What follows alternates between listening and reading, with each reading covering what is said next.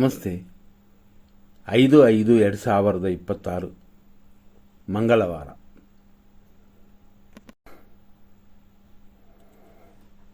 ಇದು ಸ್ಟಾರ್ ಭವಿಷ್ಯ, ರಾಶಿ ಭವಿಷ್ಯ ಅಲ್ಲ. ರಾಶಿಗಿಂತ ಪರ್ಟಿಕ್ಯುಲರ್ ಆಗಿ ಅದರಲ್ಲಿ ಇರುವ ನಕ್ಷತ್ರಗಳು, ಅಂದರೆ ರಾಶಿ ಅಂದರೆ ಜನರಲ್ ಆಗಿ 3 ನಕ್ಷತ್ರಗಳು ಅದರಲ್ಲಿ ಇರುತ್ತೆ.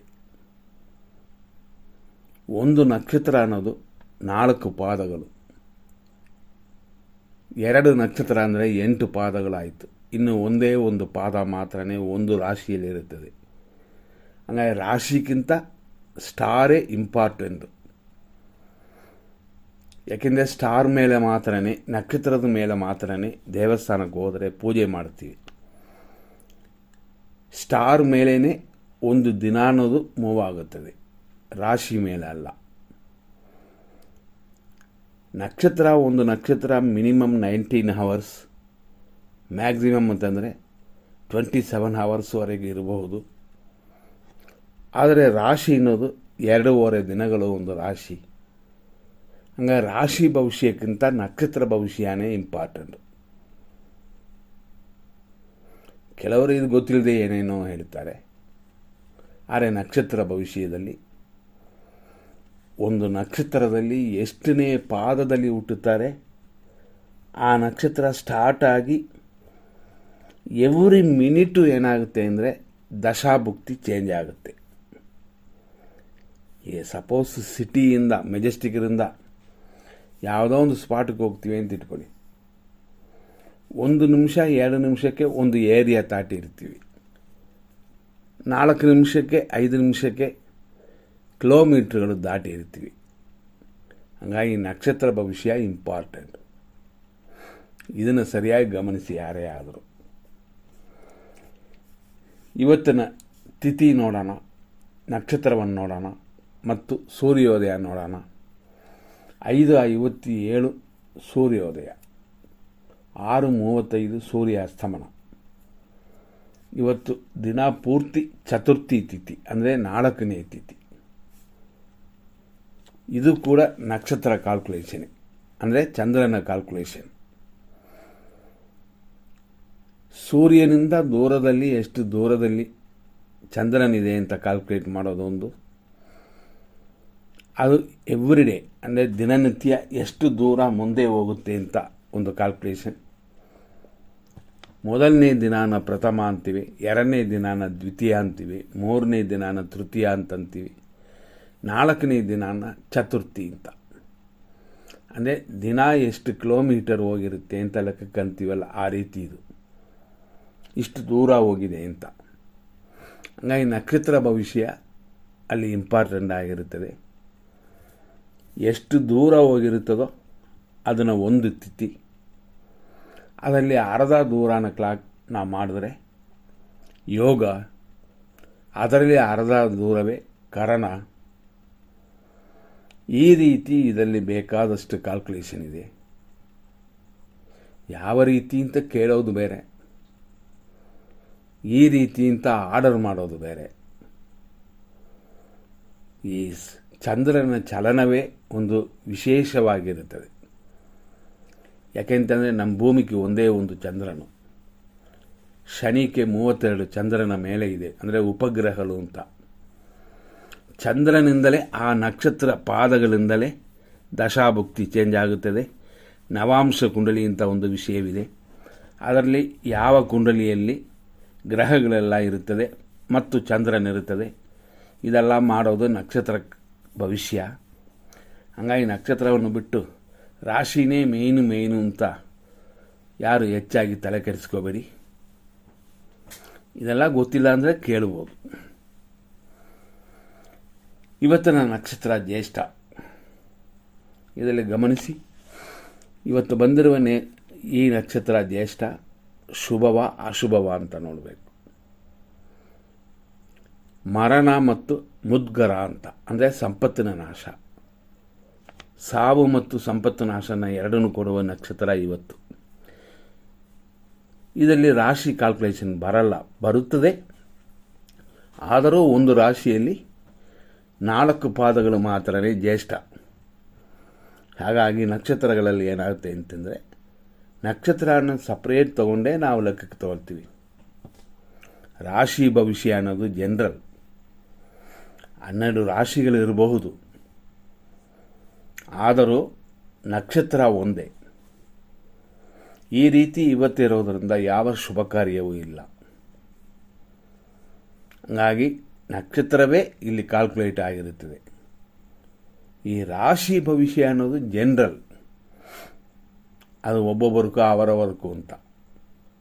ಆದರೂ ಕೂಡ ಈ ರಾಶಿ ಭವಿಷ್ಯ ಅನ್ನೋದು ಪ್ರಪಂಚದಲ್ಲಿ ಎಷ್ಟೋ ರಾಶಿಯವರಿದ್ದಾರೆ. ಹಂಗಂತ ರಾಶಿಗೂ ಅಂತ ನೋಡೋಕ್ಕೆ ಹೋದರೆ 3 ನಕ್ಷತ್ರಗಳು 9 ಪಾದಗಳು ಅದು ಪೂರ್ತಿಗೆ ಒಂದೇ ಆಗೋದಿಲ್ಲ. ನಕ್ಷತ್ರ ಒಂದು ನಕ್ಷತ್ರ ಅಂತ ತಗೋಬೇಕು, ಅದರಲ್ಲಿ ಎಷ್ಟನೇ ಪಾದ ಅಂತ ತಗೋಬೇಕು. 3.20 ಡಿಗ್ರಿ ಅಂದರೆ 3.20 ಡಿಗ್ರಿ ನಕ್ಷತ್ರದಲ್ಲಿ ಒಂದು ಪಾದ, 6:40 ಎರಡನೇ ಪಾದ, 10:20 ಮೂರನೇ ಪಾದ, 13:20 ನಾಲ್ಕನೇ ಪಾದ. ನಕ್ಷತ್ರಗಳಲ್ಲಿ ಇಷ್ಟು ವಿಷಯ ಇದೆ. ಹಾಗಾಗಿ ನಕ್ಷತ್ರದ ವಿಷಯಗಳು ತಿಳಿಯದೆ ಮಾಡುವಂಥ ವಿಮರ್ಶೆಗಳು ಸರಿಯಾಗಿರೋದಲ್ಲ. 6:30 6:40 ಹಂಗೆ ಅಂತ ಲೆಕ್ಕಕ್ಕೆ ತೊಗೊಂಡ್ರೆ ಲಾಸ್ಟ್ 6:39ವರೆಗೂ ಅದು ಎರಡನೇ ಪಾದವಾಗಿರುತ್ತದೆ. ಉದಾಹರಣೆ ಮೃಗಶೀರ್ಷ ನಕ್ಷತ್ರ ತಗೊಂಡ್ರೆ ಅದರಲ್ಲಿ ಕೊನೆಯ ಭಾಗ ಅಂದರೆ ವೃಷಭ ರಾಶಿಯಲ್ಲಿರೋದು ಅಂದರೆ ಎರಡನೇ ಪಾದ ಅಂತ. ಹಾಗಾಗಿ ಏನಾಗುತ್ತೆ ಅಂತಂದರೆ ಎರಡನೇ ಪಾದ ಮುಗಿದ ನಂತರ ಅಂದರೆ 6:41ಕ್ಕೆ ಮಿಥುನ ರಾಶಿಗೆ ಹೋಗ್ಬಿಡ್ತದೆ. ಅಲ್ಲೂ ಕೂಡ ಮೃಗಶೀರ್ಷ ನಕ್ಷತ್ರನೇ. ಉಳಿದಿರುವಂಥ ಅಂದರೆ 6:40, ಆಮೇಲೆ ಬರೋದು ಮೃಗಶೀರ್ಷ, ಆಮೇಲೆ ಬರೋದು ಆರುದ್ರ, ಮುಗಿದ ಮೇಲೆ ಪುನರ್ವಸು ಬರುತ್ತದೆ. ಹಾಗಾಗಿ ನಕ್ಷತ್ರ ಭವಿಷ್ಯ ಅನ್ನೋದು ಗೊತ್ತಿಲ್ಲದೆ ಕೆಲವರು ಅಂತಾರೆ. ನಕ್ಷತ್ರವೇ ಅಲ್ಲಿ ಇಂಪಾರ್ಟೆಂಟ್, ನಕ್ಷತ್ರವೇ ಗುರುತು. ನೀವು ನಕ್ಷತ್ರಕ್ಕೆ ನೋಡಬೇಕು ಅಂತಂದರೆ ದೇವಸ್ಥಾನಕ್ಕೆ ಹೋದರೆ ನಕ್ಷತ್ರ ಹೇಳಿನೇ ಪೂಜೆ ಮಾಡೋದು, ರಾಶಿ ಹೇಳಿ ಯಾರೂ ಪೂಜೆ ಮಾಡಲ್ಲ. ನಕ್ಷತ್ರ ಹೇಳಿ ಆಮೇಲೆ ರಾಶಿ ಅಂತಾರೆ. ಇವಾಗ ರೋಹಿಣಿ ನಕ್ಷತ್ರಸ್ಯ ವೃಷಭ ರಾಶಿ ಜಾತಾಯ ಹಂಗೆ ಅಂತಂದರೆ ಫಸ್ಟ್ ನಕ್ಷತ್ರ ಬರುತ್ತೆ, ಆಮೇಲೆ ರಾಶಿ ಬರುತ್ತದೆ. ಇದು ತಿಳ್ಕೊಳ್ಳಿ. ಇವತ್ತು ಜ್ಯೇಷ್ಠ ನಕ್ಷತ್ರ ಮರಣವು ಸಂಪತ್ತಿನ ನಾಶವು ಕೊಡುತ್ತದೆ. ಎಲ್ಲಿವರೆಗೂ ಅಂತಂದರೆ 12:55ವರೆಗೂ. 12:55 ಮೇಲೆ ಮೂಲ ನಕ್ಷತ್ರ ಬರುತ್ತದೆ. ಆದ್ದರಿಂದಾಗಿ ಜ್ಯೇಷ್ಠ ನಕ್ಷತ್ರ ಲಾಸ್ಟ್ ಪಾದ ಅಂದರೆ ಕೊನೆಯದು ಅಂತಂದರೆ 4 ಪಾದಗಳು ವೃಶ್ಚಿಕ ರಾಶಿಯಲ್ಲೇ ಮುಗಿಯುತ್ತದೆ. ಆನಂತರ ಬರೋದು ಉಳಿದಿರುವ ಭಾಗ ಅಂದರೆ ಆ ನಕ್ಷತ್ರವಿಲ್ಲ. ಹಂಗಾಗಿ ಮೂಲ ನಕ್ಷತ್ರ ಬರುತ್ತದೆ, ಅದು ರಾಶಿಯೂ ಚೇಂಜ್ ಆಗಿಬಿಡುತ್ತದೆ. ಇದರಿಂದಾಗಿ ವಿಶೇಷವಾಗಿ ಏನು ಅಂತಂದರೆ ಇವತ್ತು 12:55ವರೆಗೂ ಮಧ್ಯಾಹ್ನದವರೆಗೂ ಜ್ಯೇಷ್ಠ, ಅದು ಮುಗಿದ ನಂತರ ಬರೋದೇ ಮೂಲ. ಕೆಲವು ದೇವಸ್ಥಾನಗಳಲ್ಲಿ ಮೂಲ ನಕ್ಷತ್ರದಲ್ಲಿ ವಿಶೇಷ ಪೂಜೆಗಳನ್ನ ಮಾಡುತ್ತಾರೆ. ಅಂದರೆ ಶ್ರೀರಾಮನ ಜಾತ್ರೆ ಬೆಂಗಳೂರಲ್ಲಿ ಉಳಿಮಾವು ಅನ್ನುವ ಏರಿಯಾದಲ್ಲಿ ಈ ಮೂಲ ನಕ್ಷತ್ರ ಯಾವತ್ತಿರುತ್ತದೋ ಆ ದಿನದಲ್ಲಿ ಮಾಡ್ತಾರೆ. ಮೂಲ ನಕ್ಷತ್ರದಲ್ಲಿ ಹೆಣ್ಣು ಮಕ್ಕಳು ಹುಟ್ಟಿದರೆ ದೋಷ ಅಂತ ಅನ್ನೋದು. ಅದೇ ಪುರುಷರು ಗಂಡು ಮಕ್ಕಳು ಹುಟ್ಟಿದರೆ ದೇಶವನ್ನು ಆಳುತ್ತಾರೆ ಅಂತ, ಅಥವಾ ಅವರ ಜೊತೆಯಲ್ಲಿ ಇರುತ್ತಾರೆ ಅಂತ, ಆಫೀಸರ್ ಆಗಿರುತ್ತಾರೆ ಅಂತ. ನಕ್ಷತ್ರದಲ್ಲೂ ಕೂಡ ಕೆಲವು ನಕ್ಷತ್ರ ಪುರುಷರಿಗೂ ದೋಷ, ಕೆಲವು ನಕ್ಷತ್ರ ಸ್ತ್ರೀಗಳಿಗೆ ದೋಷ. ಹಂಗಾಗಿ ಸ್ತ್ರೀಗಳಿಂದಲೇ ಇಷ್ಟು ವಿಷಯಗಳು ಬರುತ್ತದೆ. ಅಂದರೆ ಅದು ಕೆಲವು ಟೈಮಲ್ಲಿ ಯಾವ ಒಂದು ಮನೆಗೆ ಹೋಗುತ್ತಾರೋ ಅದರ ಮೇಲೆ ಏನಾಗುತ್ತೆ ಅಂತ ಬರ್ತದೆ. ಹಂಗಾಗಿ ನಕ್ಷತ್ರ ಭವಿಷ್ಯನೇ ಅಲ್ಲಿ ಇಂಪಾರ್ಟೆಂಟ್. ರಾಶಿ ಭವಿಷ್ಯ ಅನ್ನೋದು 12 ರಾಶಿ ಅನ್ನೋದು ಜನರಲ್ ಆಗಿ ಪ್ರಪಂಚದಲ್ಲಿ ಎಷ್ಟೋ ಜನ ಇರುತ್ತಾರೆ. ನಾವು ಇದನ್ನು ಯೂಟ್ಯೂಬಲ್ಲಿ ಲೈವ್ ಹೋದಾಗ, ಅಂದರೆ ವಿಡಿಯೋ ಮಾಡಿದಾಗ ರಾಶಿ ಭವಿಷ್ಯ ಹೇಳ್ತೀವಿ. ಮುಂಚೆ ನಾನು ಹೇಳ್ತಾ ಬಂದಿದ್ದೀನಿ. ಈಗ ಅದನ್ನು ವಿಷಯಕ್ಕೆ ಗಮನ ಕೊಡೋಣ. ಆದರೂ ನಕ್ಷತ್ರ ಭವಿಷ್ಯವೇ ನಮ್ಮದು. ಒಟ್ಟಿರೋದು 28 ನಕ್ಷತ್ರಗಳು. ಬರುತ್ತಾ ಈ ಕಾಲಕ್ಕೆ ಏನಾಯಿತು ಅಂತಂದರೆ 28ನೇ ನಕ್ಷತ್ರವಾಗಿ ಒಂದು ನಕ್ಷತ್ರನ ತೆಗೆದುಬಿಟ್ರು. ಅದು ಅಭಿಜಿತ್ ಅಂತ. ಈಗ ಅಭಿಜಿತ್ತನ್ನು ಮುಹೂರ್ತವಾಗಿ ಇಟ್ಟಿದ್ದಾರೆ. ಇದೆಲ್ಲ ಗೊತ್ತಿಲ್ಲದೆ ಬೇರೆ ರಾಶಿ ಅಂತ ಪಡ್ಕೋಬಾರದು. ತಿರುಗ ಬರೋಣ. ಆನಂತರ ಅಂದರೆ ನಾವು ಹೇಳಿದಂತೆ ಜ್ಯೇಷ್ಠ ನಕ್ಷತ್ರ ಮುಗಿದ ನಂತರ ಬರೋದು ಮೂಲ ನಕ್ಷತ್ರ. ಆದರೂ ಇವತ್ತು ಮೂಲ ನಕ್ಷತ್ರ ಅಮೃತ ಮತ್ತು ರಾಜ್ಯ ಸನ್ಮಾನವನ್ನು ಕೊಡುತ್ತದೆ.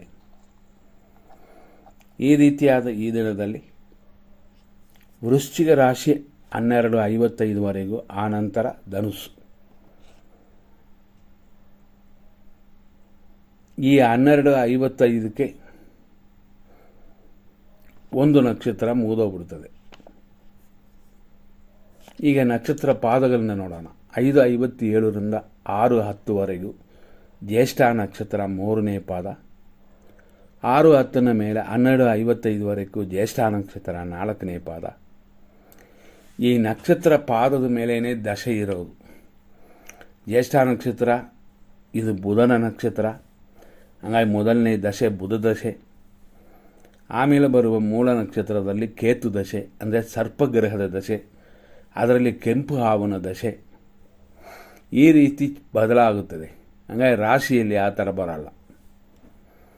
ಒಂದು ನಕ್ಷತ್ರ ಇವತ್ತು ಯಾರು ಜ್ಯೇಷ್ಠ ನಕ್ಷತ್ರದವರು ಮುಟ್ಟಿದರೋ ಅವರು 12:55ವರೆಗೂ ಈ ಭವಿಷ್ಯವನ್ನು ನೋಡಿ.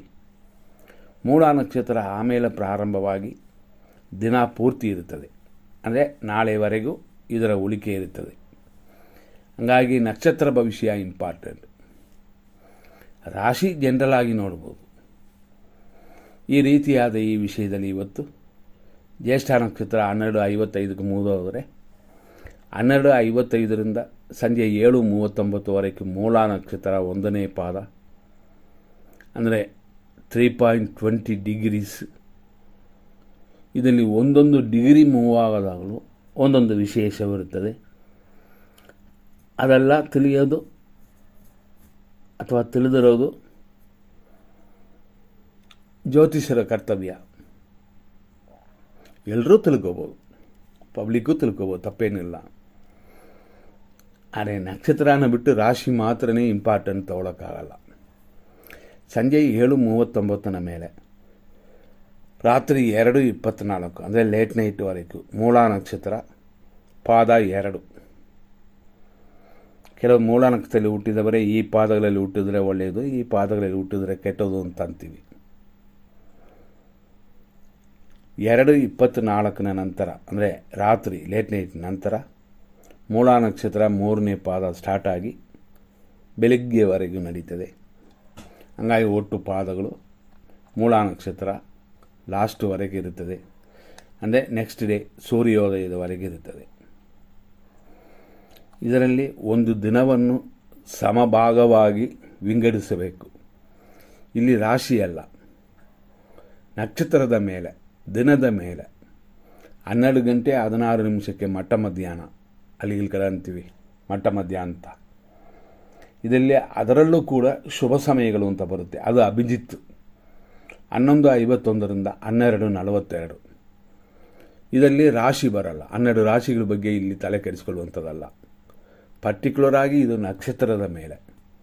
ಮೇಯ್ನಾಗಿ ನಮ್ಮದು ನಕ್ಷತ್ರ ಭವಿಷ್ಯ. ರಾಶಿ ಭವಿಷ್ಯ ಹೇಳ್ಬೋದು, ಆದರೆ ಜನರಲ್ ಆಗಿ ಎಷ್ಟು ಕೋಟಿ ಜನಕ್ಕೆ ಒಂದೇ ರಾಶಿ, ಏಕರಾಶಿ ಇರುತ್ತದೆ. ಫಸ್ಟೆಲ್ಲ ನಾವು ಕೊಡ್ತಾ ಇದ್ವಿ. ಅದನ್ನು ವಿಡಿಯೋ ಮಾಡಿದಾಗ ಮಾತ್ರನೇ ಅದನ್ನು ಕೊಡೋದು. ಇದರಲ್ಲಿ ವಿಶೇಷವಾಗಿ ಮತ್ತಷ್ಟು ನಿಶ್ಚಿತ ಮುಹೂರ್ತ ಅಂತ ಇವತ್ತು ರಾತ್ರಿ 11:54ರಿಂದ ರಾತ್ರಿ 12:39ವರೆಗಿದೆ. ಆದರೆ ಇವತ್ತು ರಾಹುಕಾಲ ಮಧ್ಯಾಹ್ನ 3:26ರಿಂದ ಸಂಜೆ 5:01ವರೆಗೂ. ಯಮಕಂಡ ಕಾಲ ಇರೋದು ಬೆಳಿಗ್ಗೆ 9:07 10:42ವರೆಗೂ. ಹಂಗಾಗಿ ಇಲ್ಲಿ ರಾಶಿ ಅನ್ನೋದು ಬಿಟ್ಟು ಸೂರ್ಯನು ಉದಯವಾಗುವ ಸಮಯ, ಅಲ್ಲಿಂದ ನಕ್ಷತ್ರ ಎಲ್ಲಿವರೆಗೆ ಇರುತ್ತದೆ ಅಂತ ಇದರಲ್ಲಿ ನೀವು ಪಂಚಾಂಗ, ಹಳೆ ಕಾಲದ ಜ್ಯೋತಿಷ ಪಂಚಾಂಗ ಅಥವಾ ನೀವು ನೋಡುವ ಜಾತಕನ ನೋಡಿದರೆ ಗೊತ್ತಾಗ್ತದೆ. ಅದರಲ್ಲಿ ಉದಯಾದಿ ಗಳಿಗೆ ಅಂತ ಕೊಟ್ಟಿರ್ತಾರೆ, ಉದಯಾದಿ ಘಟಿ ಅಂತ ಕೊಟ್ಟಿರ್ತಾರೆ. ಹಳೆ ಪಂಚಾಂಗ, ಕನ್ನಡ ಪಂಚಾಂಗ ಅಥವಾ ಹಳೆ ಜಾತಕಗಳು ಯಾರ್ದಾರು ಬರೆದಿಟ್ಟಿದ್ರೆ ಅದನ್ನು ನೋಡಿ, ಅದರಲ್ಲಿ ಕೊಟ್ಟಿರ್ತಾರೆ ಉದಯಾದಿ ಗಳಿಗೆ ಈ ನಕ್ಷತ್ರ ಎಲ್ಲಿವರೆಗೂ ಇರುತ್ತೆ ಅಂತ. ಹಂಗಾಗಿ ಅಲ್ಲಿ ನಕ್ಷತ್ರ ಎಷ್ಟು ಗಂಟೆಯವರೆಗೆ ಇರುತ್ತೆ ಅಂತ. ಆಮೇಲೇ ರಾಶಿ ಕ್ಯಾಲ್ಕುಲೇಟ್ ಆಗೋದು. ರಾಶಿ ಜನ್ರಲ್, ಇದನ್ನು ಮನಸ್ಸಲ್ಲಿ ಇಟ್ಕೊಳ್ಳಿ. ಯಮಕಂಡ ಕಾಲ 9:07 10:42ವರೆಗೂ. ಈ ರೀತಿಯಾದ ಇವತ್ತಿನ ದಿನದಲ್ಲಿ 100% ಶುಭ ಸಮಯವನ್ನು ನೋಡ್ತೀವಿ. ನೀವು ಯಾರೇ ಆದರೂ ಒಂದು ದಿನ ಬಂದು ಫುಲ್ ಡೀಟೇಲ್ನ ಹೆಂಗೆ ರೆಡಿ ಮಾಡ್ತೀವಿ ಅಂತ ಕೇಳ್ಬೋದು. ಕೆಲವು ಸಾಧ್ಯವಿಲ್ಲದ ವಿಷಯಗಳೆಲ್ಲ ಇರುತ್ತದೆ. 5:57 8:27 ಇರೋದರಲ್ಲಿ 100% ಶುಭ ಸಮಯ. ಮತ್ತೆ ನಾವು ಹೇಳ್ತೀವಿ, ಶುಭ ಸಮಯ ಅಂತಂದರೆ ಏನು ಬೇಕಾದ್ರೂ ಮಾಡಿ ಅಂತ ಅರ್ಥವಲ್ಲ. ಕೆಟ್ಟ ದಿನದಲ್ಲೂ ಕೂಡ ಒಳ್ಳೆಯ ಕಾರ್ಯಗಳು ಯಾವುದಾದ್ರೂ ಒಂದು ಒಳ್ಳೆಯ ಕಾರ್ಯ ಇರುತ್ತದೆ, ಎಲ್ಲರೂ ಹೋಗಿ ಬರುವಂಥದ್ದು ಇರ್ತದೆ.